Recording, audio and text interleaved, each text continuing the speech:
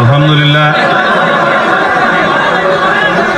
10 বছরেরও সময় পরে আমি আমার নিজ শহরে আপনাদের সামনে কথা বলার সুযোগ পেয়েছি। আল্লাহ রাব্বুল আলামিনের দরবারে অফুরন্ত শুকরিয়া আদায় করছি।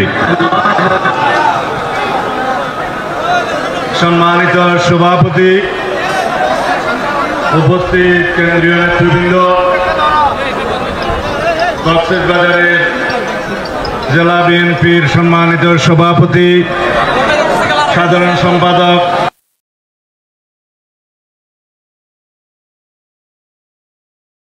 লুৎফর রহমান কাজল, যারা কেন্দ্র থেকে ছড়িয়ে দিবেন। এই ভূখণ্ডে 1954 সালে যুক্ত ফ্রন্টের বিজয়ের মধ্য দিয়ে তৎকালীন শাসক মুসলিম লীগের চিরতরে কবর হয়ে গিয়েছিল।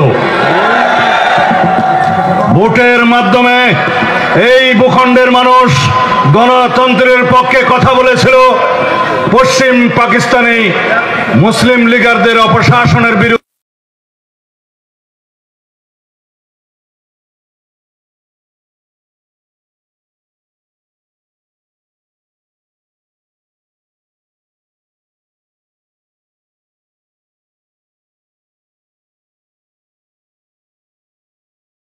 দেশের শাসন ক্ষমতার সমস্ত স্বপ্ন মৃত্যুবরণ করেছে। বাংলাদেশ নামক এই ভূখণ্ড প্রতিষ্ঠিত হয়েছে স্বাধীন মুক্তি দিবেন। আওয়ামী লীগের রাজনৈতিক মৃত্যু হয়েছে, দাফন হয়েছে দিল্লিতে। যে এই সংবাদ গণমাধ্যমের বন্ধুরা আপনারা প্রচার করবেন। মুর্দা ফ্যাসিস্ট হাসিনা এখন কাফন ফোড়ে কথা বলছে দিল্লি থেকে। বাহ! বাংলাদেশের এই গণতান্ত্রিক ময়দানে নতুন বাংলাদেশে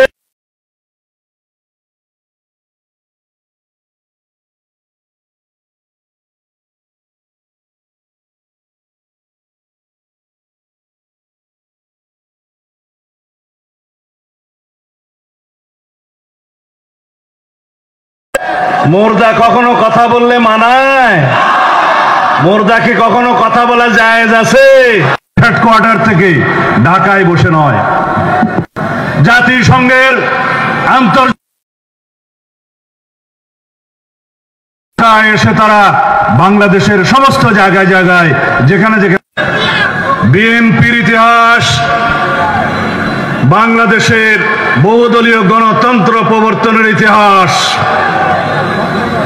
বিএনপির ইতিহাস, বাংলাদেশের স্বৈরশাসক হোসেন মোহাম্মদ এরশাদের বিরুদ্ধে অবিরাম সংগ্রামের মধ্য দিয়ে আপোষহীন নেত্রীর খেতাব নিয়ে বেগম খালেদা জিয়ার স্বৈর সামরিক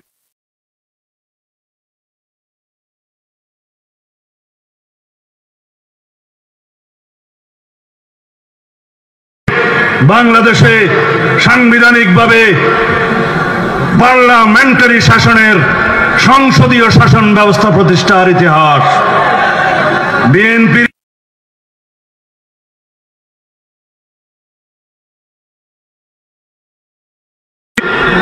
অনেক রক্তস্নাত বাংলাদেশে ফ্যাসিবাদ আপনারা প্রতিষ্ঠা করতে চান। আপনারা গণতন্ত্র কি বাংলাদেশে চিরজীবন প্রতিষ্ঠা, সেই রকম গণতান্ত্রিক এবং সাংবিধানিক প্রতিষ্ঠান সৃষ্টি করতে চান? যদি তাই চান তাহলে বাংলাদেশের স্বাধীনতার ঘোষণা দিয়েছে এই দলের প্রতিষ্ঠাতা শহীদ রাষ্ট্রপতি জিয়াউর রহমান। যদি আপনারা চান এই দেশে গণতন্ত্রের, বহুদলীয় গণতন্ত্রের, সংসদীয় গণতন্ত্রের প্রতিষ্ঠা করেছে বিএনপি নেতা, বিএনপির প্রতিষ্ঠাতা শহীদ রাষ্ট্রপতি জিয়াউর রহমান এবং দেশনেত্রী বেগম খালেদা জিয়া। আপনারা অবশ্যই জানেন এই ফ্যাসিবাদ বিরোধী গণতান্ত্রিক সংগ্রামে দীর্ঘ 15-16 বছর রক্তাক্ত সংগ্রামের, গণতান্ত্রিক সংগ্রামের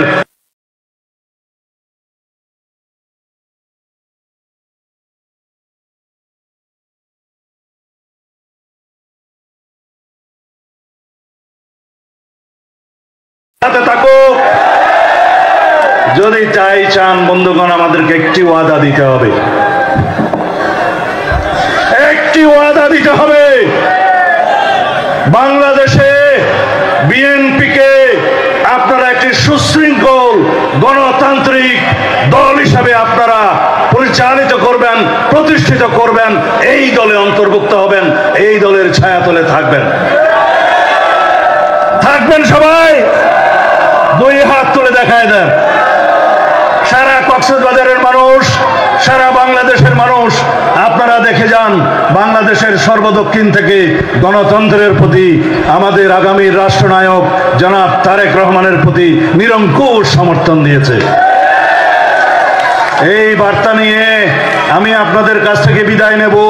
যদি আপনারা চান বাংলাদেশে গণতন্ত্র সুপ্রতিষ্ঠিত থাকুক, তাহলে আমরা যেভাবে গণতন্ত্রকে সমৃদ্ধ করার জন্য প্রস্তাব দিয়েছি তার দুই একটি কথা বলি। আমরা মাননীয় প্রধান উপদেষ্টার সাথে সাক্ষাৎ করতে গিয়েছিলাম। এসব তিনি আমাদেরকে আশ্বস্ত করেছেন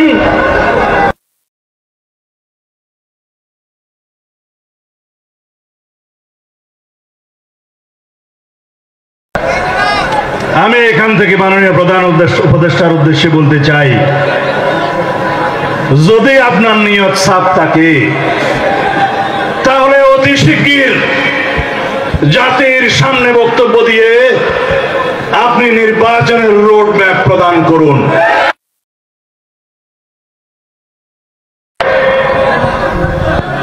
দ্রব্যমূল্য নিয়ন্ত্রণ করুন, জনগণের ক্রয় সীমার মধ্যে নিয়ে আসুন। আপনার কিছু উপদেষ্টা আছে যারা জনগণের পালস বোঝে না, বাড়িয়েছে, ব্যাট বাড়িয়েছে, দ্রব্যমূল্য ঊর্ধ্বগতি হওয়ার কারণ হয়েছে, সেটা আপনি তাদেরকে নসিহত করেন অথবা বিদায় করেন। জনগণের বিরুদ্ধে যাবেন না।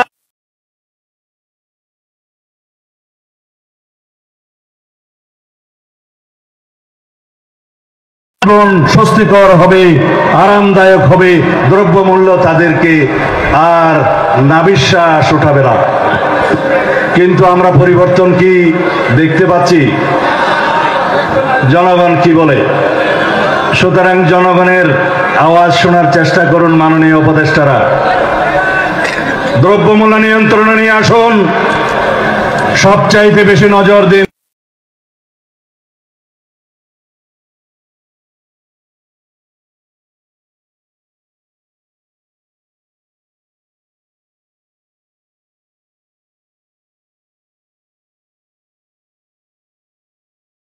লুটপাট করে বাংলাদেশ থেকে যারা নিয়ে গিয়েছে তার কিছু অংশ এখানে ব্যয় করছে অস্থিরতা সৃষ্টির জন্য,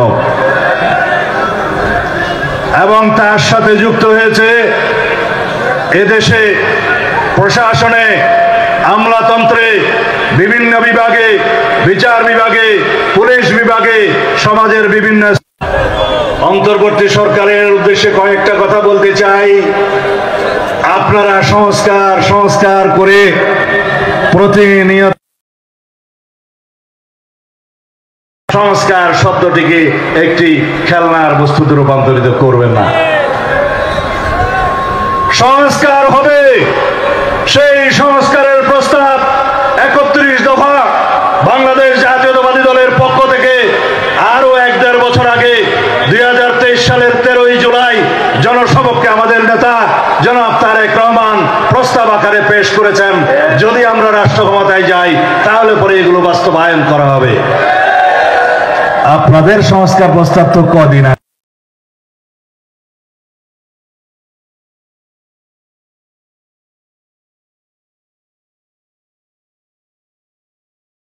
গণতন্ত্র থাকবে, সংবিধান থাকবে, এই দেশ থাকবে, সংস্কারের মধ্য দিয়েই আমাদের যেতে হবে। সংস্কার কখনো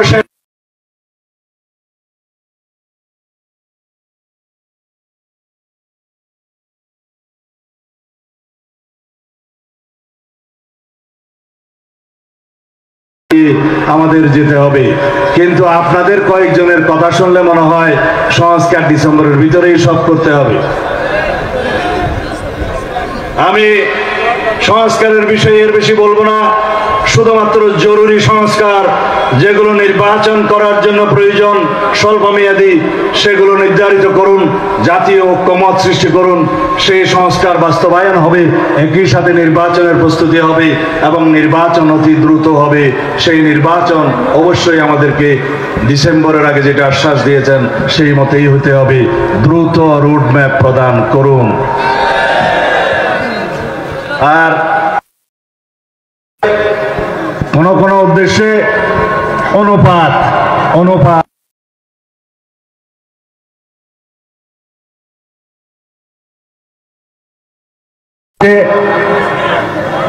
সেই বন্ধুদের বাংলাদেশের রাজনীতির অনুপাত জ্ঞান নাই। বাংলাদেশের মানুষ অনুপাতিক হারে নির্বাচনের কোনো অভিজ্ঞতা নাই। এই দেশের রাজনৈতিক সংস্কৃতিতে আনুপাতিক নির্বাচনের কোনো ইতিহাস নাই। আপনাদের উদ্দেশ্য কিরকম জানি না, কেউ বলছে অনুপাতিক হারে নির্বাচন দিতে হবে, কেউ বলছে স্থানীয়। বাবা, স্থানীয় সরকার নির্বাচন কি সরকার পরিবর্তন করে?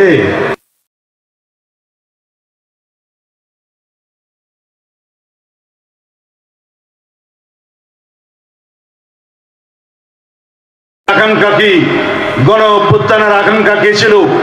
বাংলাদেশের সমগ্র এলাকার সমগ্র মানুষ, সমগ্র শ্রেণী পেশার মানুষ রক্ত দিয়েছে শুধুমাত্র হারানো গণতন্ত্রকে পুনঃপ্রতিষ্ঠা করার জন্য। এই দেশের সমস্ত জনগণের হারানো গণতান্ত্রিক অধিকার, সাংবিধানিক অধিকার পুনঃপ্রতিষ্ঠার জন্য, ফিরে পাওয়ার জন্য।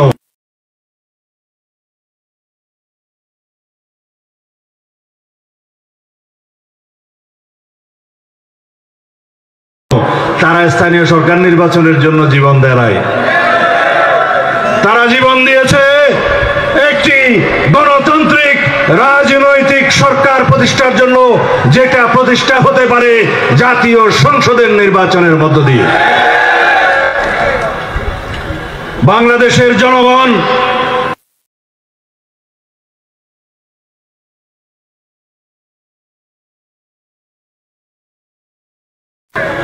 সুতরাং এই সাংবিধানিক সরকারের সাংবিধানিক ম্যান্ডেটই হচ্ছে গণতন্ত্র প্রতিষ্ঠার জন্য সংসদ নির্বাচন করা।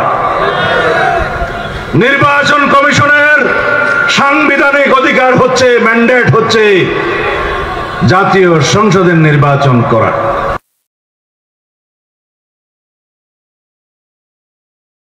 আগ্রহ হতে হবে স্থিতিশীলতা আনয়নের লক্ষ্যে, রাজনৈতিক সরকার প্রতিষ্ঠার লক্ষ্যে, জনগণের সকল অধিকার প্রতিষ্ঠার লক্ষ্যে, জনগণের সার্বভৌমত্ব প্রতিষ্ঠার লক্ষ্যে। বাংলাদেশের সংবিধান অনুযায়ী একমাত্র এই জনগণ হচ্ছে সার্বভৌম। এই সার্বভৌম জনগণ তাদের প্রকাশ ঘটায় তাদের ভোটাধিকার প্রয়োগের মধ্য দিয়ে। সেই ভোটাধিকার প্রয়োগ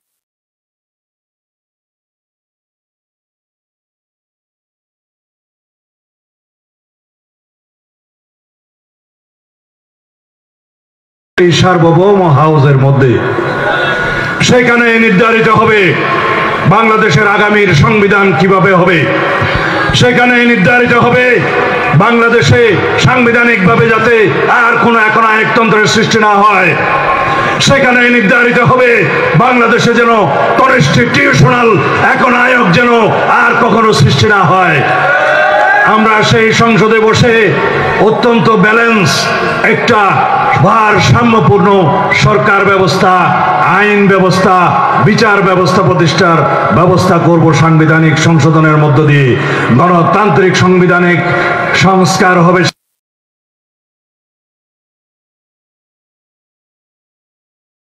দিয়ে সমস্ত রাষ্ট্র কাঠামোর সংস্কার হবে, সাংবিধানিক সংস্কার হবে, গণতান্ত্রিক প্রতিষ্ঠান পুনঃপ্রতিষ্ঠা হবে, সাংবিধানিক অধিকার রক্ষা হবে, গণতান্ত্রিক অধিকার রক্ষা হবে।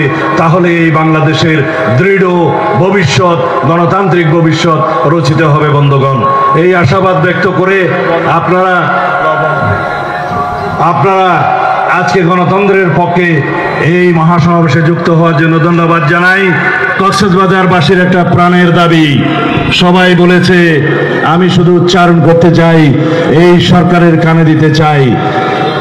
বাংলাদেশের একমাত্র কক্সবাজার জেলা এবং চট্টগ্রামের একটু অংশ, এখানে সমস্ত লবণ উৎপাদন হয়। এই লবণ সমগ্র বাংলাদেশের মানুষ খায়। সুতরাং কক্সবাজারের লবণ চাষীদের সাথে বিচার করুন, নিমক হারামি করবেন না। লবণের ন্যায্য মূল্য দিতে হবে, না হলে পরে আগামী বছর থেকে এই লবণ চাষিরা যদি লবণ চাষ থেকে মুখ ফিরায় নেয়, তাহলে বাংলাদেশের সমস্ত লবণ আমদানি করতে হবে। সুতরাং সরকারকে অনুরোধ করব, আপনারা কক্সবাজার সফরে আসুন, চাষিদের সাথে কথা বলুন, বিস্তর লবণ আমদানি করবেন না। বাংলাদেশের লবণ চাষকে আপনারা উৎসাহিত করুন, লবণের ন্যায্য মূল্য আপনারা প্রদান করুন, এই দেশের লবণ চাষিদেরকে বাঁচতে দিন। ধন্যবাদ সবাইকে।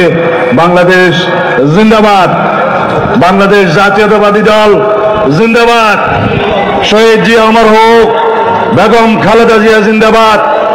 এদেশের স্বাধীনতা, সার্বভৌমত্ব এবং গণতন্ত্রের রক্ষা কবচ জনাব তারেক রহমান জিন্দাবাদ।